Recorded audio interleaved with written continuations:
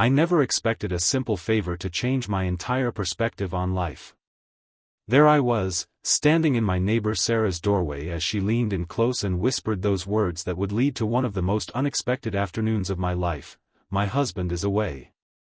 Her eyes met mine with an intensity one couldn't quite read, before she finished, "And I really need help moving this furniture." Before I dive deeper into what happened next, if you're enjoying this story, please hit that like button and subscribe to the channel for more unexpected life moments that teach us valuable lessons about assumptions, kindness, and community. The summer heat pressed against my skin as I stood in the hallway of our apartment building. I had just moved in 3 weeks ago and barely knew anyone. Sarah lived across the hall with her husband Mark, a tall businessman who always seemed to be rushing out the door with a coffee in one hand and a briefcase in the other. I'd exchanged pleasantries with them a few times, but nothing more. That Tuesday afternoon, I was returning from a grueling shift at the hospital where I worked as a nurse. My scrubs clung to my body, and all I wanted was a shower and sleep. The sound of soft crying stopped me as I passed Sarah's door. I hesitated, then knocked gently. "Everything okay in there?" I called out. The door opened slightly, and Sarah's face appeared, her eyes red-rimmed. She was in her early 30s, with chestnut hair pulled back in a messy ponytail. She quickly wiped her eyes and forced a smile. "I'm fine," she said, but her voice cracked. "Just having a rough day." I should have just nodded and continued to my apartment.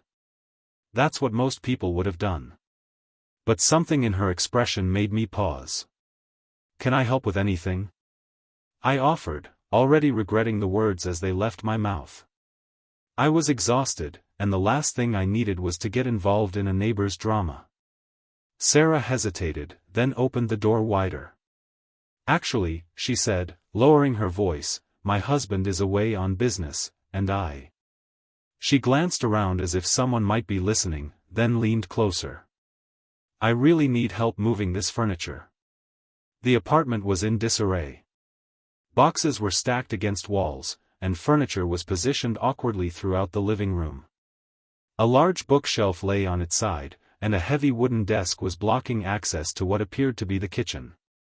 "I'm trying to surprise Mark," she explained, gesturing to the chaos. "He's been talking about rearranging the apartment for months, but we never have time. He's gone for 3 days, and I thought I could do it myself, but..." She gestured to the fallen bookshelf and burst into tears. I set down my bag with a sigh. "Show me what you're trying to do." For the next 2 hours, we pushed, pulled, and rearranged furniture. Sarah had a vision for the space, creating a reading nook by the window, opening up the living room for entertaining, making the entryway more welcoming. As we worked, she began to talk. "Mark and I have been married for 5 years, she said, pushing a strand of hair from her face. "We moved here for his job 8 months ago. He's been working so hard, and I just wanted to do something nice for him." "You don't work?" I asked, helping her position the bookshelf against a wall. A shadow crossed her face. "I used to be a graphic designer. But when we moved here, I couldn't find a job. Then my mom got sick back home, and I spent 3 months taking care of her. She passed away 6 weeks ago." The weight of her words hung in the air between us. "I'm sorry," I said, meaning it. "Since I came back, I've felt lost. Mark goes to work, makes friends, has a purpose. I'm just here, in this apartment, trying to figure out what's next." She ran her hand along the edge of the bookshelf. I thought rearranging would help me feel like I was doing something useful. As we continued working, Sarah shared more about herself. How she and Mark had met in college. How they'd postponed having children because of their careers.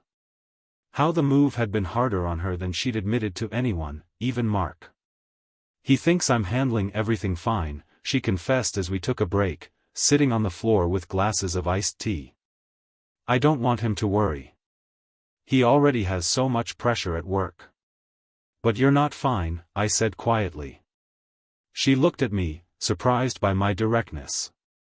No, she admitted. I'm not. We finished rearranging the furniture as the afternoon light faded to evening. The apartment was transformed, not just by the new layout, but by the energy we'd put into it. Sarah stood in the center of the living room, taking it all in. "It's perfect," she whispered. "Thank you." I shrugged, suddenly uncomfortable with her gratitude. "It was nothing." "It wasn't nothing," she insisted. "You listened. You helped. You didn't have to do either." As I turned to leave, Sarah caught my arm. "Would you like to stay for dinner? I make a mean lasagna." I hesitated, thinking of my empty apartment and the leftover takeout in my fridge. "Sure," I said. "I'd like that." Over dinner, our conversation deepened. Sarah talked about her grief over her mother, her struggle to find purpose, her fear that she and Mark were drifting apart. I found myself sharing too, about my own loneliness in a new city, the emotional toll of nursing, my recent breakup that had prompted the move. "It's strange," Sarah said, refilling our wine glasses. "I've lived across the hall from you for weeks, but this is the first real conversation we've had." "People don't really connect anymore," I replied. "We're all too busy, too caught up in our own worlds." "Or too afraid," she added. "Vulnerability is terrifying." By the time I left Sarah's apartment that night, something had shifted. We'd moved beyond being neighbors to becoming friends. In the days that followed, we began checking in on each other.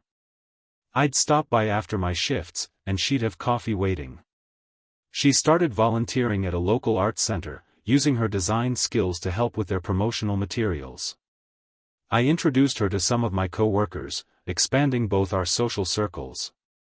When Mark returned from his business trip, he was indeed surprised by the apartment's transformation.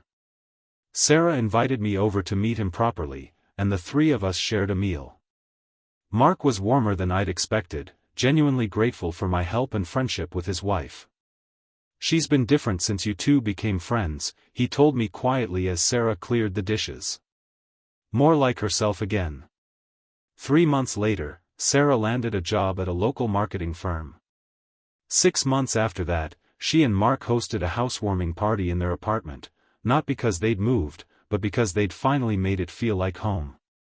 The place was filled with people, many of whom I now counted as friends too. As I watched Sarah laughing with guests, her hand casually resting on Mark's arm, I thought about that afternoon when she'd whispered those words that could have been misinterpreted so easily: "My husband is away." What had followed wasn't some tawdry encounter or inappropriate request, but something far more meaningful, a genuine human connection, a friendship that had enriched both our lives.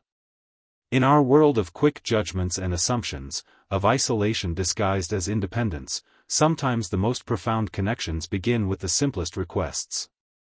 Sometimes, helping someone move their furniture can mean moving something much deeper within both of you. That day taught me that behind every door, behind every whispered confession, there's a person with their own struggles, hopes, and need for connection. And sometimes, the most important thing we can do is simply show up, listen, and help carry the weight, whether it's a heavy bookshelf or a heavier heart.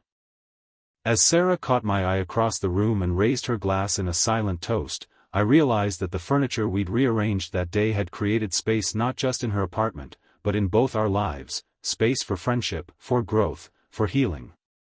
The weeks turned into months, and our friendship continued to deepen. Sarah confided in me that she and Mark had started seeing a marriage counselor, working through the communication issues that had developed during their difficult transition. I was there to listen when she received news that her father had been diagnosed with early-stage Parkinson's, and she supported me through a challenging period at work when we lost several patients in a single week. What began as a simple act of neighborly kindness had blossomed into something neither of us had expected but both desperately needed, a genuine friendship built on vulnerability, trust, and mutual support. One evening, almost a year after that fateful furniture-moving day, Sarah, Mark, and I sat on their balcony, watching the sunset paint the sky in shades of pink and gold. "Do you remember what you said to me that first day?" Sarah asked, turning to me with a smile. When I was crying over the fallen bookshelf? I shook my head, unable to recall my exact words. You said, sometimes we need to let things fall apart before we can put them back together properly. She reached for Mark's hand. You were talking about the furniture, but it applied to so much more. Mark nodded, his expression thoughtful. That year was tough on both of us. But looking back, I think we needed to face those challenges to build something stronger. As the conversation flowed around me, I reflected on how a simple act of kindness, helping a neighbor move furniture, had created ripples that continued to spread through all our lives. Sarah had found her footing professionally and was thriving at her new job. Mark had adjusted his work schedule to create more balance. Their marriage had weathered a difficult period and emerged more resilient. And I had found a community in a city that had once felt cold and unwelcoming. The following spring, Sarah invited me to join her for coffee on their newly decorated balcony. The space was transformed with potted plants, comfortable chairs, and string lights that would illuminate the space in the evening. I have news, she said, her eyes bright with excitement. I've been offered a creative director position at the agency. I hugged her tightly. That's amazing. You deserve it. There's more, she continued, her voice softening. Mark and we're expecting. I'm 12 weeks along. The joy in her face was unmistakable. After years of postponing, of prioritizing careers and moves, they had decided the time was right to start their family. Life is funny, isn't it? She mused, her hand resting lightly on her still flat stomach. A year and a half ago, I was falling apart in this apartment, trying to move furniture by myself, feeling completely lost. Now everything's different. You did the work, I reminded her. You rebuilt your life piece by piece. With help, she insisted. That's what I've learned through all of this. We're not meant to do life alone. The furniture was just the beginning. As our friendship deepened, Sarah and Mark became my chosen family in the city. When I started dating again, they were my sounding board. When I considered a promotion that would require additional training, they encouraged me to pursue it. When I eventually met someone special, they welcomed him into our circle with open arms. 2 years after that first encounter, I stood in a hospital room, holding Sarah and Mark's newborn daughter, Emma. The tiny bundle in my arms represented so much more than just their new chapter as parents. She was a testament to healing, to growth, to the unexpected ways our lives can transform when we open our doors to others. We want you to be her godmother, Sarah said, her voice thick with emotion. You've been such an important part of our journey. I looked down at Emma's peaceful face, overwhelmed by the honor and the realization of how deeply intertwined our lives had become, all because I had stopped to knock on a door when I heard someone crying. Life continued to unfold in unexpected ways. Sarah's design career flourished, and she eventually started her own consulting business that allowed her to work flexible hours while raising Emma. Mark found a better balance between work and home, prioritizing family dinners and weekend outings.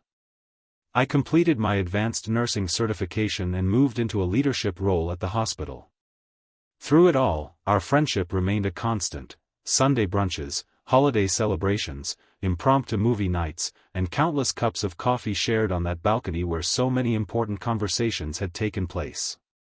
5 years after the furniture moving incident, as we celebrated Emma's 3rd birthday in their apartment, the same apartment, though it had evolved with their changing needs, I found myself thinking about the power of small moments. How a whispered request for help had led to a friendship that had changed all our lives. How behind closed doors, people were fighting battles we knew nothing about. How the simple act of showing up could make all the difference. Penny for your thoughts, Sarah said, sitting beside me as we watched Emma unwrap presents with Mark's help. I was just thinking about that day, I replied. When you whispered that Mark was away and asked me to move furniture. How different things might have been if I just kept walking to my apartment. Sarah squeezed my hand. But you didn't. You stopped. You listened. You helped. And look at all that came from it. As Emma toddled over with a book, asking me to read to her, I realized that the most meaningful connections in life often begin in the most ordinary moments. A whispered request. A fallen bookshelf. A helping hand. In a world that often feels disconnected, where we scroll through carefully curated glimpses of others' lives without truly seeing them, sometimes the most revolutionary act is simply to stop, to listen, to help carry the weight, whether it's a heavy bookshelf or a heavier heart. So the next time someone whispers that their spouse is away and asks for your help, don't jump to conclusions. They might just need a hand with the furniture, and you might just be on the verge of a connection that will change both your lives in ways you never anticipated. If this story resonated with you, please take a moment to like this video and subscribe to our channel. Your support helps us continue sharing stories that remind us of our shared humanity and the power of simple kindness. Remember, behind every door is someone with their own story, and sometimes, all it takes is a willingness to listen and lend a hand to create something beautiful.